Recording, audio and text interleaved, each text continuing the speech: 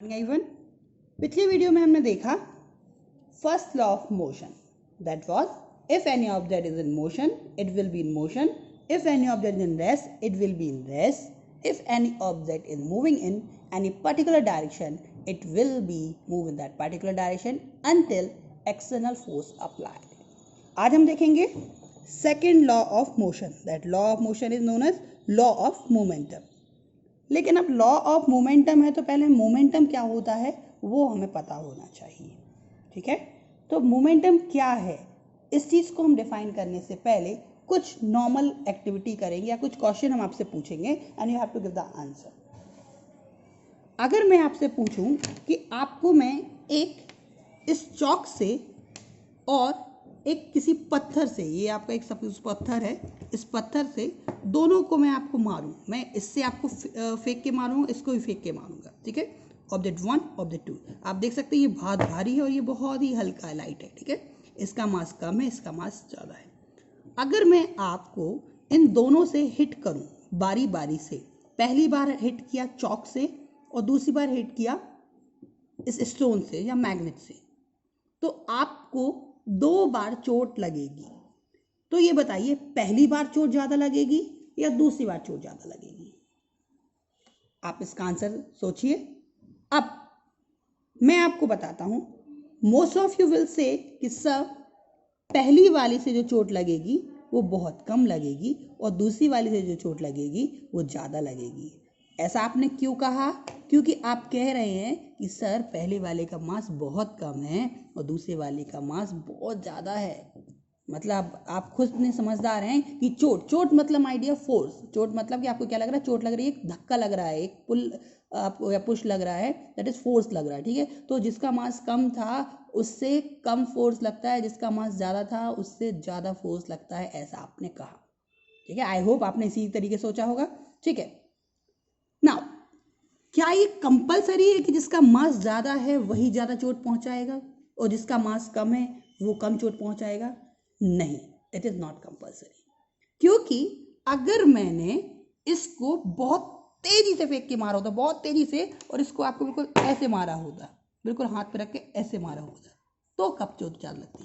तो कब चोट ज़्यादा लगती? इस चौक से, एक छोटे से चौक से आपको ज़्यादा चोट लगती इन कंपैरिजन टू इतने बड़े स्टोन से.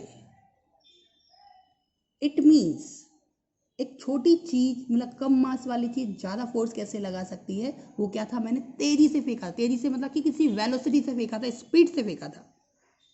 मतलब कि अगर हम कोई चीज़ ज़्यादा स्पीड से फेंकेंगे और कोई चीज़ कम स्पीड से फेंकेंगे और दोनों के मास सेम है, तो किससे चोट लगेगी ज़्यादा? जिसकी स्पीड ज़्यादा है. तो अब वही बात हो गई, कभी मास से कभी स्पीड से. तो जो चोट लगती है वो एक्चुअली किससे लगती है? वो एक्चुअली लगती है एक नई क्वांटिटी से जिसे हम बोलते हैं मोमेंटम. ठीक है, अब मोमेंटम क्या है? Momentum is a physical quantity which is directly product of mass and velocity. अब जो मास को हम अलग ले रहे थे और वेलोसिटी को अलग ले रहे थे, जब दोनों को एक साथ ले लेते हैं तो उस चीज से जो चीज बनती है, फिजिकल क्वांटिटी बनती है, उसे हम क्या बोलते हैं? मोमेंटम. तो मोमेंटम क्या है? Momentum is equal to m into V, mass into velocity. Momentum को हम रिप्रेजेंट करते हैं स्मॉल p से. ठीक है, सो फॉर्मूला हमारा गया p equal to m into V, mass into velocity. Mass into velocity को एक साथ ही हम क्या बोलते हैं? मोमेंटम. तो अब हम ये नहीं कहेंगे किसका मास ज़्यादा है या किसका मास कम है तो चोट कब ज़्यादा लगेगी. सीधी बात, जिसका मोमेंटम ज़्यादा होगा उतनी चोट लगेगी. मान लो आपका इसकी स्पीड कम कर दी और इसकी स्पीड ज़्यादा कर दी, तो इसका मास इंटू स्पीड, इसका मास इंटू स्पीड, जिसका भी प्रोडक्ट ज़्यादा होगा उससे चोट ज़्यादा लगेगी. तो मतलब हम किसी से पूछेंगे कि कब चोट ज़्यादा लगेगी, तो आंसर क्या होगा हमारा? जिसका मोमेंटम ज़्यादा होगा तब चोट ज़्यादा लगेगी, तब फोर्स ज़्यादा लगेगा. ठीक है, हमें मालूम है जब भी हम कोई नई क्वांटिटी पढ़ते हैं तो उसका फॉर्मूला के साथ साथ डेफिनेशन साथ साथ उसकी ऐसा यूनिट चाहिए. तो ऐसा यूनिट ऑफ मोमेंटम इज, मास की यूनिट क्या होती है? केजी. वी की यूनिट क्या होती है? वेलोसिटी की, मीटर पर सेकेंड. तो मोमेंटम की क्या होगी? केजी इंटू मीटर पर सेकेंड. अब स्केलर या वेक्टर क्वांटिटी, तो चूंकि v क्या है? Vector, so momentum is also a vector quantity. ठीक है, तो मोमेंटम क्या हो गया? Physical quantity which is the product of mass into velocity. SI unit is kg meter per second. Formula is P equal to mass into velocity. Now change in momentum. माना कि हमारे पास एक ऑब्जेक्ट था जिसका मास है m. इनिशियली इसकी velocity है u, ठीक है. कुछ देर बाद इसकी वेलोसिटी हो जाती है v. तो पहले मोमेंटम कितना था? इनिशियली मोमेंटम कितना था? p1. p1 इक्वल टू क्या था? m into you. फिर कुछ देर बाद इसकी वेलोसिटी कितनी हो गई? v. तो इसका मोमेंटम कितना हो गया? p2. m into V. My dear, एक पर्टिकुलर ऑब्जेक्ट का मास चेंज नहीं होता, वेलोसिटी आप चेंज हो सकती है, ठीक है. पहले कम स्पीड से जा रही थी, फिर ज़्यादा स्पीड से, या पहले ज़्यादा स्पीड से, फिर कम स्पीड से. तो p1 क्या है? Initial momentum. p2 क्या है? Final momentum. तो change in momentum del P को बोलते हैं चेंज इन मोमेंटम, ठीक है. Change in momentum equal to final momentum minus initial momentum, that is p2 minus p1. अब p2 की वैल्यू क्या है? m into V. Minus p1 की वैल्यू क्या है? m into U. m common, v minus u. तो हमारा क्या आ गया? Change in momentum is equal to del p equal to m into V minus U, ठीक. Now rate of change in momentum. My dear, हमने आपको chapter 8 में भी बताया था और फिर से बता रहा हूँ. लाइफ में आपको जब भी फिजिक्स में रेट वर्ड आएगा, rate means something upon time. Rate something upon time. अभी क्या बोल रहा हूँ? Rate of change in momentum. तो समथिंग अपॉन टाइम तो है, तो समथिंग क्या है यहाँ? Change in momentum. तो क्या आ जाएगा हमारा? Del P upon T. Change in momentum del P upon T, या p2 minus P one upon T, क्योंकि डेल पी इक्वल टू क्या होता है? p2 माइनस पी1. या p2 की वैल्यू क्या होती थी हमारे? दिखा ली, p2 माइनस पी1 की m v minus you upon T, ठीक है. अच्छा, अब यहाँ v minus you upon T कुछ होता है क्या formula? v minus you upon T क्या होता है? एक्सेलरेशन. तो हम इसको क्या लिख सकते हैं? Del P upon del T equal to m into A. हमने लिख लिया. अब देखते हैं हम सेकेंड लॉ. सेकेंड लॉ कहता क्या है? तो सेकेंड लॉ ऑफ मोशन है rate of change of momentum is directly proportional to force applied. Rate of change of momentum. Rate of change of momentum मतलब कि del P upon del T. जो momentum की change होने की rate है वो क्या होती है? Is directly proportional to applied force. जो हमने अभी आपको बात कही थी कि जो चोट लग रही है वो क्या है? फोर्स है. तो क्या है? जितना ज़्यादा मोमेंटम चेंज होगा रेट के साथ, टाइम के साथ, उतना ज़्यादा फोर्स लगेगा. Rate of change of momentum is directly proportional to force applied.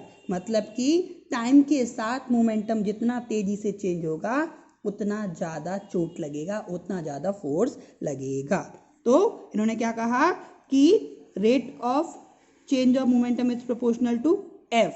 तो ये इसके किसके इक्वल है? फोर्स के. अब del P upon del T M A की भी इक्वल है और del P upon del T F के भी इक्वल है. तो by equation 1 and 2 what we can से?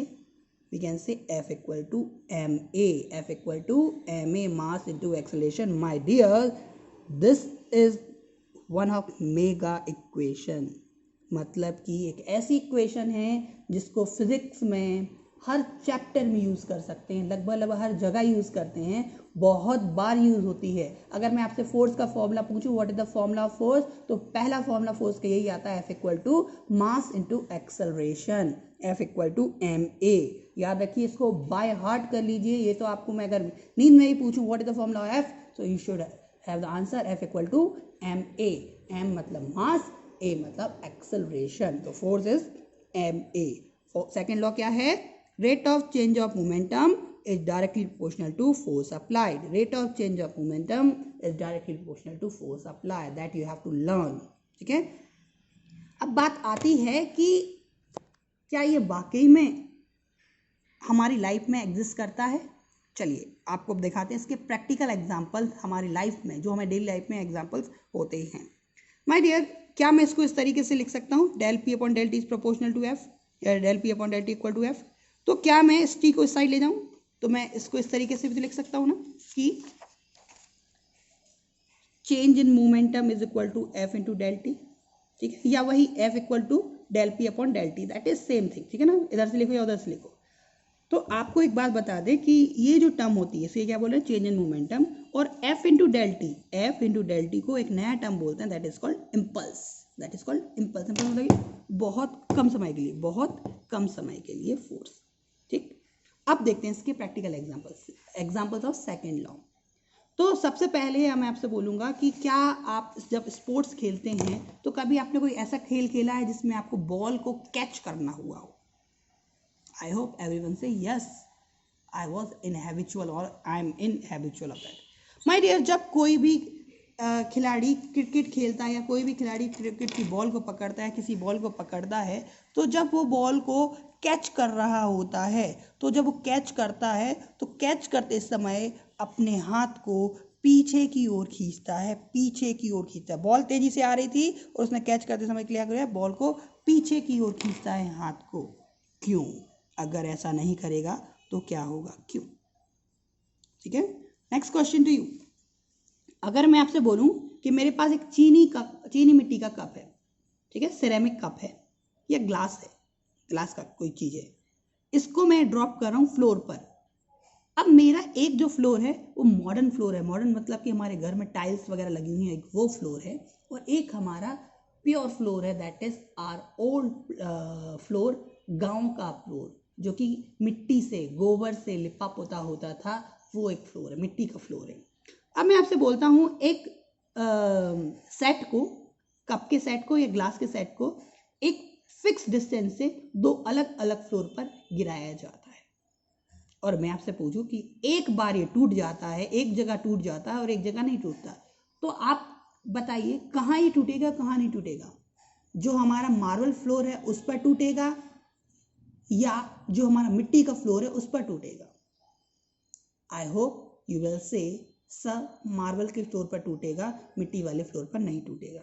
ठीक है, तो क्यों? क्वेश्चन इज अगेन क्यों? जिम्नास्टिक जो होते हैं वो जंप करते हैं, तो जंप करने के लिए नेट का ही यूज क्यों करते हैं, कुछ और क्यों नहीं कर सकते?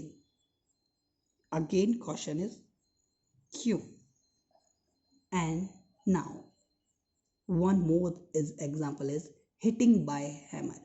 जब हम किसी चीज को, हमें नेल को अगर किसी वॉल के अंदर करना है तो उसके लिए हम क्या करते हैं, हिट करते हैं बाय हैमर से।